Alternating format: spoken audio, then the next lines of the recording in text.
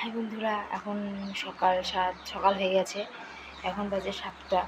আমি উঠেছি সেই ভোর 5টার দিকে। উঠে আশি চতুর্থটা পারলাম ছেড়ে স্নান করে ঠাকুর ঘরে ঢুকেছি, কেননা কাল রাধা অষ্টমী ছিল। তো যাকে কাল প্রচুর ব্যস্ততার কারণে কোনো কিছু বলা হয়নি বা ছাড়া হয়নি। তো দেখো আমার ঠাকুর ঘরটা দেখাচ্ছি। এইটা হচ্ছে আমার শিব বাবা, এটা হচ্ছে মা লক্ষ্মী, এটা হচ্ছে আমার ছোট্ট ঠাকুর ঘর, মানে ছোট্ট সংসারে ছোট্ট ঠাকুর ঘর। তো সব এখন মাজা ঘষা করবো, যেহেতু আজ বৃহস্পতিবার আছে, রাধা অষ্টমীর পরের দিন পালন, সবটা এখন করতে হবে। তো যাকে পুজোটা তো এখন দেখানোর সময় নেই, তাড়াতাড়ি করে পুজোটা করে নিই, পরে আমি সব ছাড়ছি। আমি পুজোর সব বাসন টাসন সব মেজে টেজে নিয়েছি। এই যে জল টল সব ভুললাম, যে বাসন সঙ্গে মাজলাম, ঘর তুললাম।